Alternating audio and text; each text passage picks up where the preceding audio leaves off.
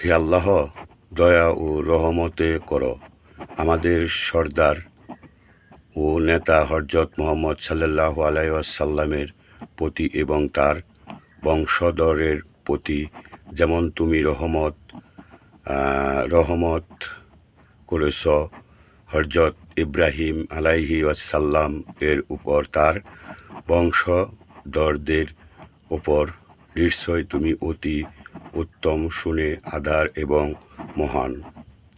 হে আল্লাহ, বরকত নাজিল করো আমাদের সর্দার ও নেতা হযরত মুহাম্মদ সাল্লাল্লাহু আলাইহি ওয়াসাল্লাম এবং তার বংশধরের উপর, যেমন তুমি হযরত ইব্রাহিম আলাইহি সাল্লাম এবং তার বংশধরের উপর করেছ। নিশ্চয় তুমি অতীব সৎ, সুবিশিষ্ট ও মহান। হে আল্লাহ, আমি জাহান্নামের আযাব হইতে বাঁচার জন্য তোমার কাছে আশ্রয় চাই। কবরের আযাব থেকে তোমার কাছে পানা চাই। সেই পথভ্রষ্টকারী দাজ্জালের অনিষ্ট থেকে তোমার কাছে আশ্রয় চাই। সে পৃথিবীতে ছড়িয়ে পড়বে। তোমার কাছে আশ্রয় চাই জীবন ও মৃত্যুর অনিষ্ট থেকে। হে আল্লাহ, অন্যায় কাজ এবং ঋণ থেকে তোমার কাছে আশ্রয় চাই।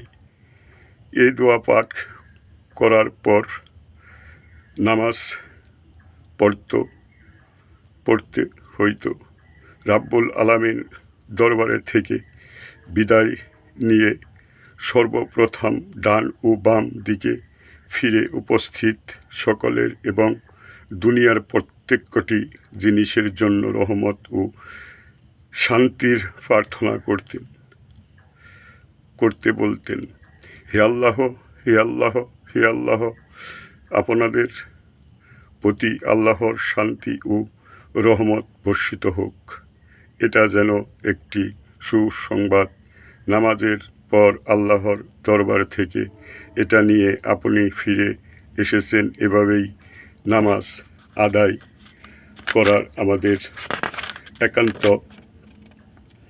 এভাবে করেন অতি ভোরে উঠে দুনিয়ার সব কাজকর্ম শুরু করার পূর্বে। তারপর অনেক ঘটনা যাবত দুনিয়ার নানা কাজের লিপ্ত থাকেন। দ্বিপ্রহরের একটু পরেই আবার আল্লাহর দরবারে হাজির হয়ে নামাজ আদায় করেন। তার কয়েক ঘন্টা পরেই বেলা তৃতীয় প্রহরের আবার এই নামাজ আদায় করেন। আবার কয়েক ঘন্টা কাজকর্ম করার পর সুচিন্ত হলে আল্লাহর দরবারে হাজির হয়ে এই নামাজ আদায় করতে হয়। তারপর দুনিয়ার কাজকর্ম শেষ হয়েও গেলে মা বাপ পূর্বে শেষবারের মতো আল্লাহর সামনে হাজির হন। শেষ নামাজের শেষ 3 রাকাতের নামাজ বেতের নামাজ বাদ রেখে এবং তৃতীয় রাকাতে আল্লাহর কাছে একটি গুরুত্বপূর্ণ প্রতিজ্ঞা করেন। এ প্রতিজ্ঞার নাম দুআয়ে কুনুত। এ দুআর মারফতে নামাজি আল্লাহর সামনে অত্যন্ত বিনয়ী ও নম্রতার সাথে তার আনুগত্য